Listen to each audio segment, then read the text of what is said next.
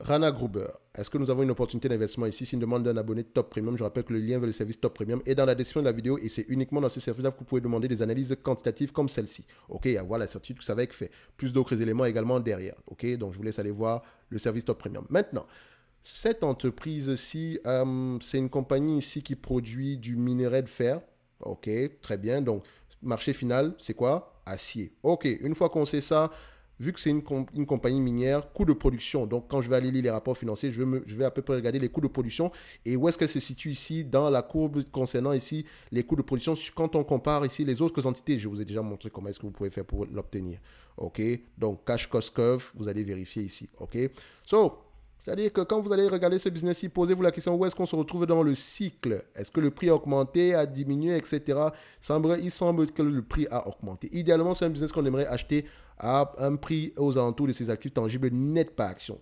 C'est-à-dire que, idéalement, 21 ici, c'est en quoi? C'est en monnaie quoi? C'est la monnaie norvégienne. Oslo, ici, c'est bien ça. Donc, le NOK, ici, j'oublie toujours, c'est la couronne norvégienne, NOK USD, NOK currency.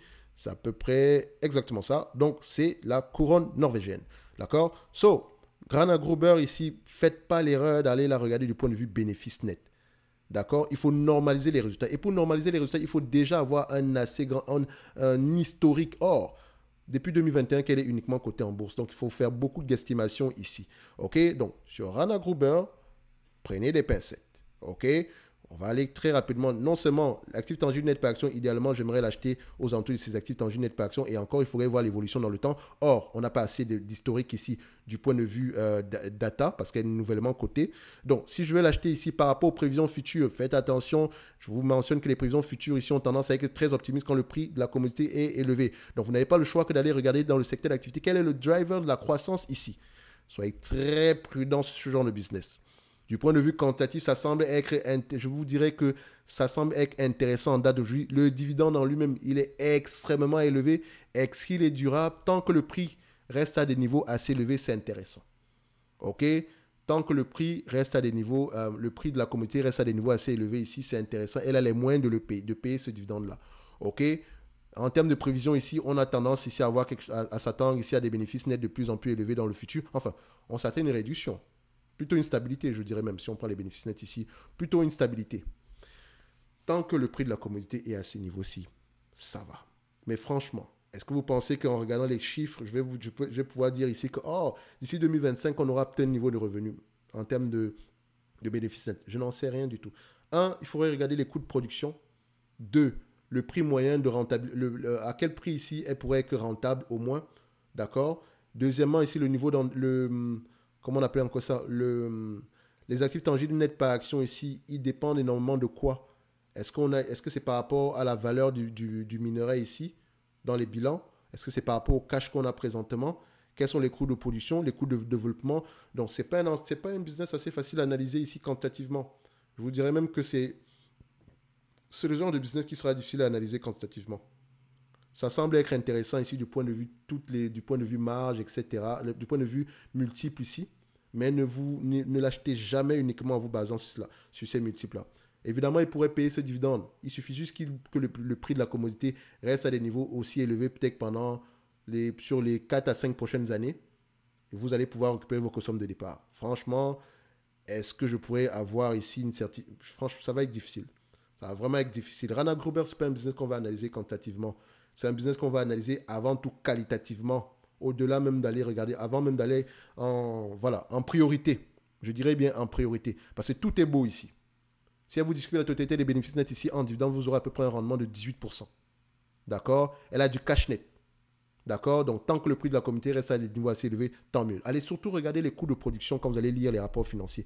Et posez la question, les coûts de production par rapport au prix actuel. Regardez également la moyenne du prix. D'accord? Histoire de voir à peu près où est-ce que l'entreprise se situe au cas où le prix revient à une certaine moyenne. OK? Donc, Rana Gruber, c'est intéressant. Vous allez bien voir ici que je vais mettre ici sur l'imagette ici de la vidéo, un rendement aux alentours ici de combien? Un rendement estimé aux alentours ici de 15% par rapport aux bénéfices attendus cette période-ci. OK? Ça semble être intéressant, mais il y a peut-être un gros piège derrière. Donc, allez lire le rapport financier. Personnellement, ce n'est pas un business qui m'excite. Dans ce site d'activité, si je préfère une entreprise qui a un historique intéressant. Mais ça ne veut pas dire qu'elle n'est peut-être pas intéressante. D'accord? C'est juste parce que je veux gagner du temps ici. Donc, que d'aller passer 2 heures, 3 heures du temps et me rendre compte qu'en fait, ce n'est pas intéressant, bah, je préfère déjà aller me concentrer sur des compagnies qui ont déjà une certaine historique, un peu comme les Rio Tinto.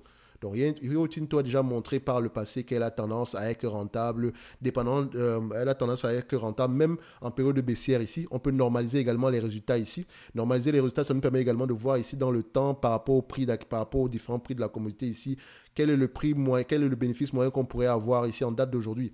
Donc, ça nous permet à peu près de faire de bonnes prévisions. Il me semble que le prix actuel est juste correct. Ça peut m'être intéressant tant que le prix de la commodité reste à des niveaux assez élevés. Donc, ici, c'est un business qu'on va acheter du point de vue dividende. Rachat d'actions, on peut également avoir de la dette ici. Donc, ça peut être intéressant du Rio Tinto. Mais Rana Gruber, quantitativement, c'est plus intéressant. Mais en termes d'historique ici, posez-vous les bonnes questions. OK? Donc, si Rana Gruber t'intéresse, va lire les rapports financiers. Questionne ici les coûts de production. OK?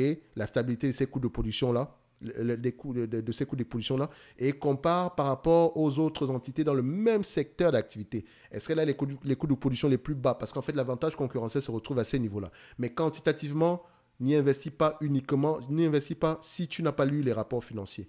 OK? Le plus important, c'est la lecture des rapports financiers ici, comme d'ailleurs sur toutes les compagnies. D'accord? J'ai tendance à, quand je dis lisez les rapports financiers, comme si ça sera quelque chose d'exceptionnel sur ce type d'entreprise-là. OK? C'est intéressant quantitativement, mais coût de production. À quel niveau on se situe. Elle vous donne l'information par rapport au coût de production. Donc, vous allez aller recoller les morceaux. On va regarder Rana Gruber, on va regarder dans le même secteur d'activité, où est-ce qu'elle se situe, où est-ce qu'elle exploite, pourquoi est-ce qu'elle gagne de l'argent ici aujourd'hui, le prix de la commodité, quels sont les marchés finaux. Voilà des questions qu'on doit se poser. OK? Au niveau de l'acier, c'est la construction, c'est l'automobile. OK? Construction automobile, je pense que ce sont les drivers de la croissance ici. Donc, allez-y, regardez ici, qui sont les clients finaux. Et si les clients finaux ralentissent, sachez que le prix de la commodité va avoir tendance également à ralentir parce que la demande va baisser.